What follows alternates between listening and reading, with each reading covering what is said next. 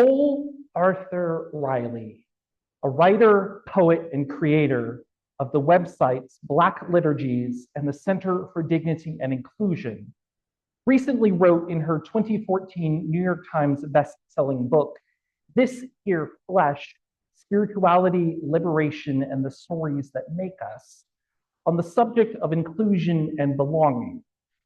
Quote, if you go without belonging for long enough, if you've known the sting of betrayal, you can end up manufacturing an identity from your alienation. To protect yourself from the reminder and risk of exclusion, you begin initiating distance on your own, calling yourself loner or independent. But a life lived with trust only in the self is exhausting. Belonging. It is one of the deepest yearnings of the human heart. From our earliest days, we seek connection, arms to hold us, voices to soothe us, communities to claim us. Yet how often do we find that the very spaces intended to nurture belonging become sites of exclusion, even unintentionally? And how often do we, in response to wounds of exclusion, retreat into the safety of self-reliance, choosing distance over risk? This paradox of inclusion, how the pursuit of it can sometimes lead to unintended exclusion, is a challenging one. And it's one we must face, not just as individuals, but as the Unitarian Universalist community committed to creating a world where all are welcome. To begin, let us acknowledge that the desire for inclusion is rooted in something sacred.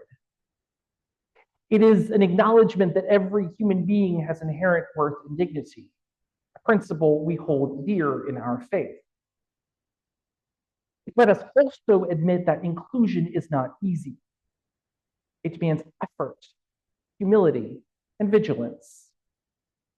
It asks us to expand our circles, stretch our imaginations, and sometimes challenge deeply held assumptions.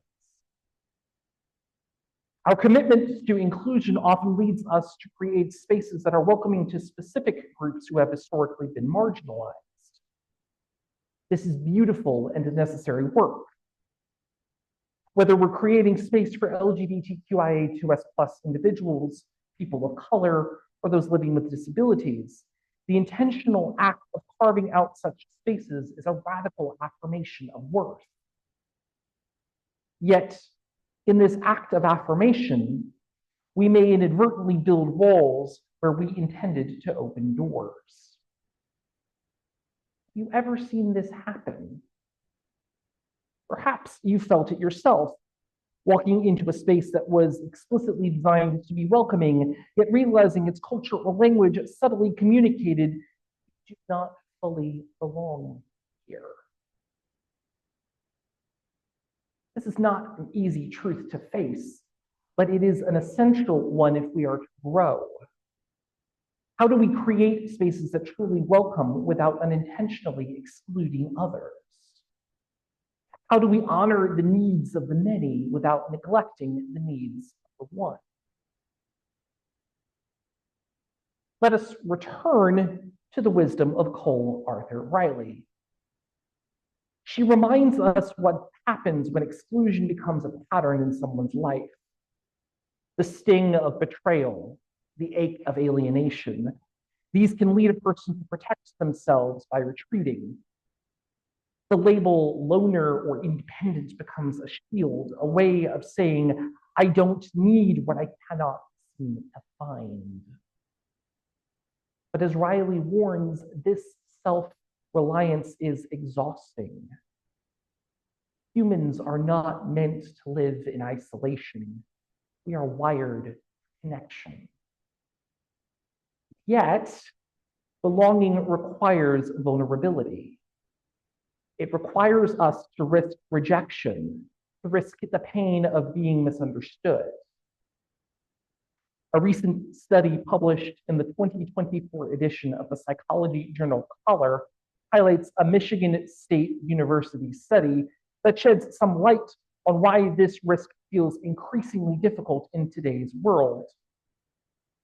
Researchers tracked over 1 million people from 2000 to 2020, examining how much they care about others' opinions, their willingness to break rules, and their readiness to defend their beliefs.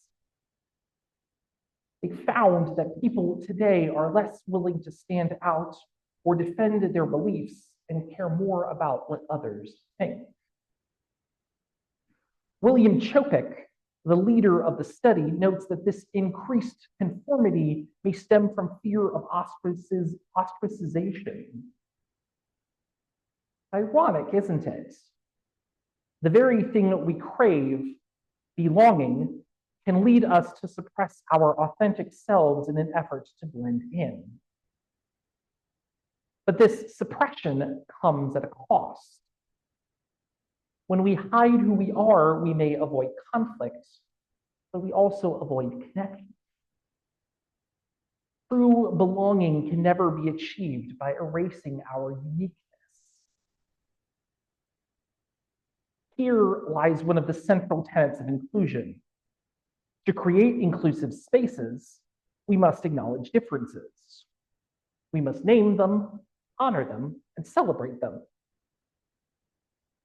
Yet in naming differences, we risk emphasizing them to the point where they become divisions. The shadow side of inclusion is the temptation to create us and them categories, even within spaces designed to unite. For example, consider a community that prides itself on being inclusive to a particular identity group. What happens when someone enters that space who doesn't share that identity, but is seeking belonging? Do they feel welcome, or do they sense that their presence disrupts the group's cohesion? Our challenge, then, is to embrace inclusion in a way that expands rather than narrows the circle. To borrow a metaphor, inclusion should not feel like a ticketed event where only those with the right credentials gain entry.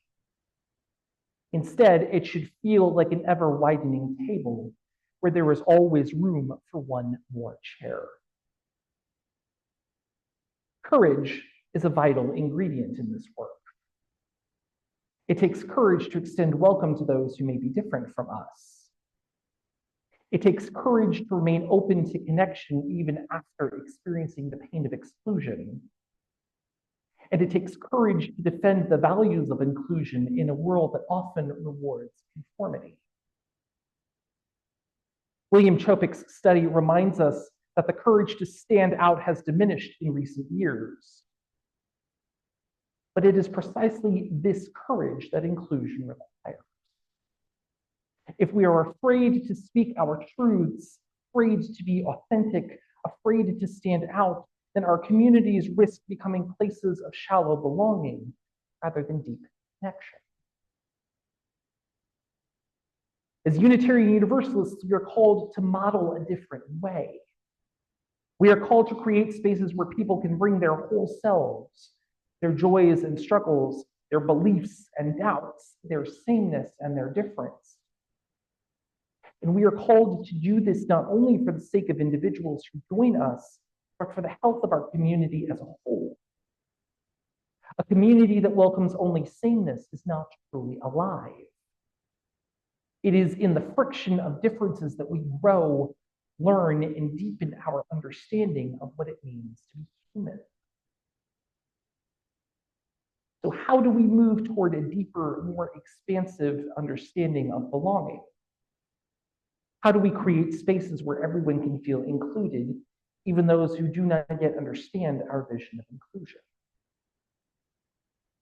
I believe the answer lies in three things: humility, curiosity, and love.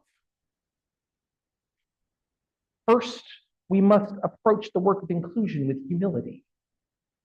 We must recognize that we do not have all the answers, that we are not perfect, and that we will make mistakes. We must be willing to listen, to learn, and to grow. Humility also means recognizing that inclusion is not about us. It is not about patting ourselves on the back for being woke or progressive. It is about creating spaces where everyone can belong, even those who challenge us, even those who make us uncomfortable. Second, we must approach the work of inclusion with curiosity. We must be curious about the experiences of others, about the ways in which they have been excluded, and about the ways in which we might unintentionally exclude them. Curiosity also means being open to dialogue, to conversation, to the possibility that we might be wrong. It means asking questions like, how can we make this space more welcoming? Or what might we be missing? Finally, and most importantly, we must approach the work of inclusion with love. Love is the foundation of our faith. It is the force that binds us together, that reminds us of our shared humanity, that calls us to see the divine in one another. Love means seeing the humanity of those who are different from us. It means extending grace to those who do not yet understand our vision of inclusion. It means believing in the possibility of transformation, both for ourselves and for others. The work of inclusion is not easy. It asks much of us, our time, our energy, our humility. But it also offers us something profound, the promise of true belonging. A belonging that is not based on conformity or sameness, but on the recognition that we are all interconnected, that our differences are not threats, but gifts. As we strive to create spaces of radical inclusion, let us remember the wisdom of Cole Arthur Riley. A life lived with trust only in the self is exhausting. Let us have the courage to trust not only in ourselves, but in one another. Let us take the risk of vulnerability, knowing that the reward is a community where all can belong. And let us commit to the sacred work of expanding the circle, of building a table so wide and welcoming that no one ever has to wonder whether there is a place for them. May we cause it to be so. Blessed be. Amen. Shalom. Assalamu alaikum. Namaste. Thank you all so much.